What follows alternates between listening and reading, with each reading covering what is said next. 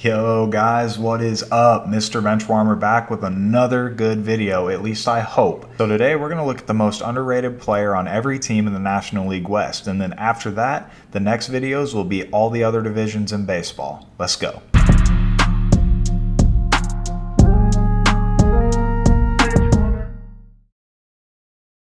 Alright, so underrated. What is underrated?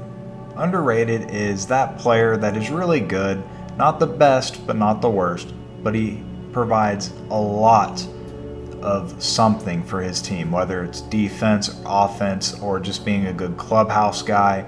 But you got to think about it, guys. There are 26 spots on each roster, and, well, there's 5 teams in the NL West, and so when you take that together, that's 130 players across 5 teams, and you're telling me there's not 5 guys out of that 130 guys that are, deserve to be hyped a little bit more? More of their jerseys could sell, or, maybe they're not on the highlight reel every night, but, maybe they just deserve a little bit of love. So let's give them a little bit of love. So let's start things off in the National League West, and then we'll work our way through the rest of the National League. But I'm going to start with the LA Dodgers, and I have Will Smith, the Dodgers catcher, as the most underrated player on the Dodgers. So Will Smith made his debut on July 26th, 2019.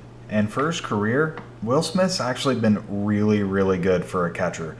He has a career .261 average with 72 home runs, 230 RBIs. He has a career on-base percentage of .356, and honestly, he's slugging .501 as well. So he's got a total career WAR of 10.7 since 2019 as a catcher. I feel like that's underrated. You don't see Will Smith get talked about a whole lot because he's on the Dodgers with a loaded offense like that. And with the Dodgers losing Trey Turner in free agency, Will Smith really has to step up as a middle-of-the-order bat this year. So honestly, when you take in all those numbers and you see how good he's been since 2019, I mean, let's be honest, he's right there with JT Realmuto as the best catcher in baseball.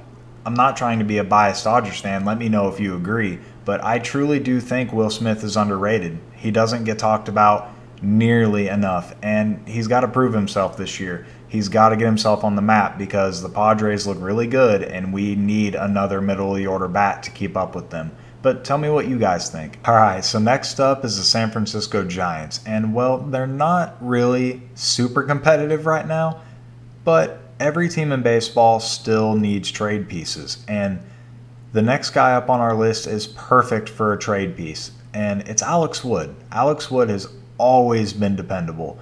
And for the Giants, he could be a great trade piece after the All-Star game this year for them to get 1 or 2 prospects back because why not? They're rebuilding anyways. So let's get into his stats. So Alex Wood made his Major League debut on May 30th, 2013, just 1 year after he was drafted by the Braves in the 2nd round. And since he's been in the big leagues, Wood has been a pretty consistent pitcher. For his career, Wood has an ERA of 3.69 and a WHIP of 1.22. That's pretty good. It's average, but it's not bad. And he has 1,100 strikeouts and just over 1,000 innings pitched. So at least he's eating up innings. But 2022 wasn't a good year for Wood. He kind of fell off.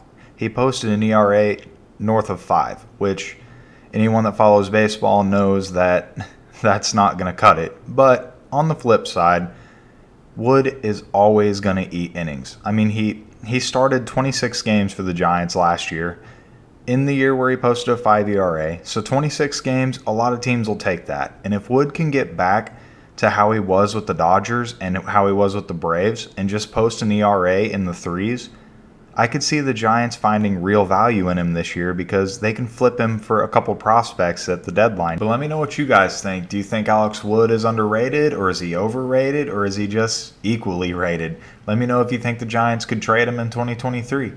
On to the next guy. So now let's go to the San Diego Padres. And for the San Diego Padres, look, there are a lot of good players on that team.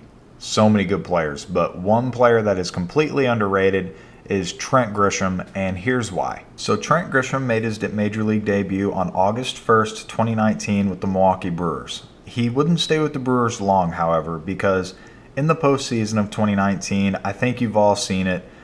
There was a ground ball hit by Juan Soto to right field, and there was a huge misplay that completely turned the game upside down. And who was in right field for the Brewers? None other than Trent Grisham. And so, obviously, the Brewers got knocked out by the Nationals. The Nationals went on to win the World Series that year. And just a few months later, in November of 2019, the Milwaukee Brewers traded Trent Grisham over to the San Diego Padres. And, well, Grisham has always shown potential and promise since joining the Padres. Mostly, he's just a great defender with a tremendous amount of power. But Grisham's big flaw in his game is he's always swinging for power. He strikes out a lot. And, well, the shift has hurt Grisham a lot too, because teams are going to shift him because he's a pull hitter with a lot of power. Just like Joey Gallo, he's going to get shifted all the time. But now he could be underrated in 2023 because we all know the shift no longer applies in Major League Baseball, and Trent Grisham might be able to find more holes. So if Trent Grisham can just find a way to put the bat on the ball more, or at least take a walk here and again, Trent Grisham really could turn into just another superstar on the Padres. And if Trent Grisham can figure that out, imagine how good the Padres lineup will be. That's why I think Trent Grisham really is the most underrated player on the Padres, because he is a dynamic piece to really making that offense the best in baseball. Let me know if you guys agree. Oh, and the Rockies. Here we go.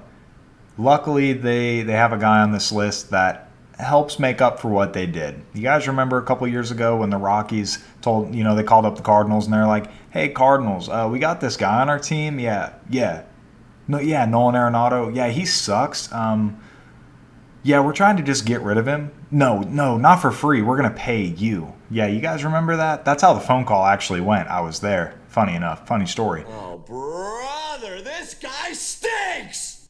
But let's be honest here. The Rockies got lucky when a guy named Ryan McMahon.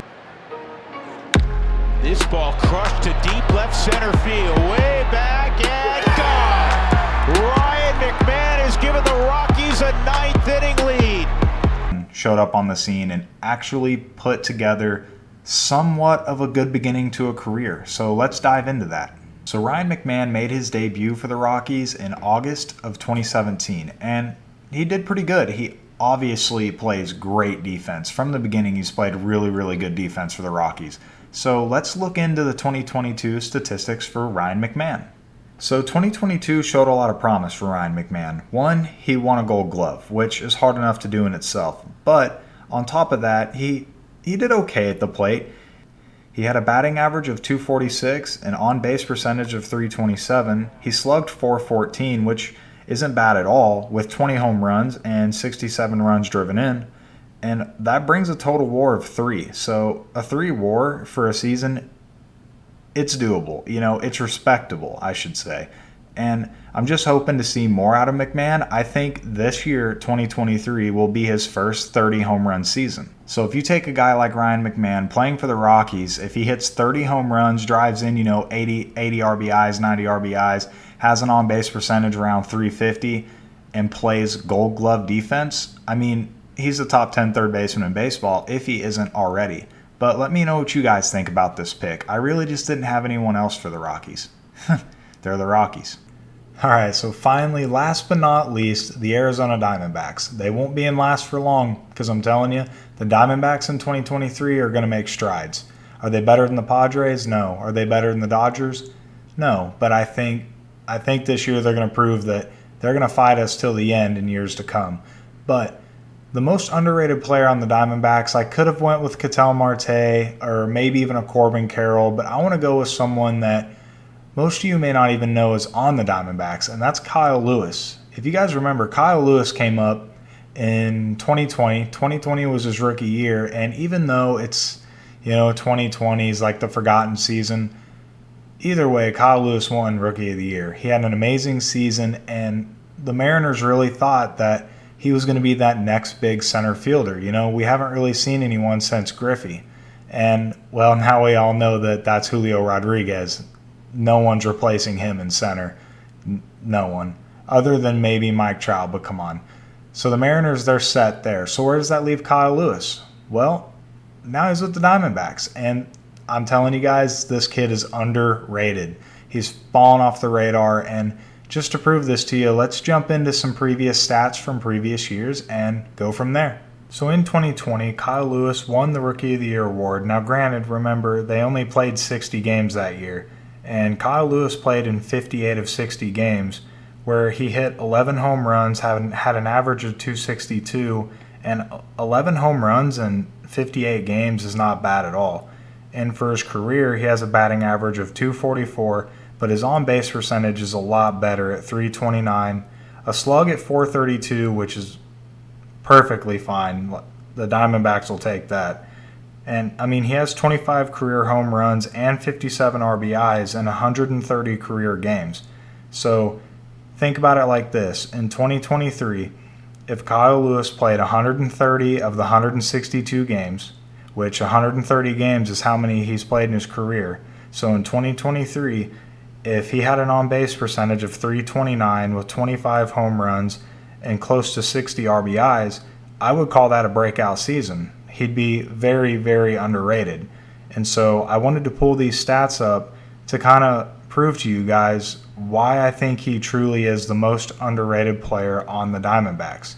But again, like with everyone else, let me know down below what you think. But if you like this kind of content, guys, just come on back because we're doing the NL East next. And all I ask is for a simple like and subscribe if you can. And we'll see you next time. Peace.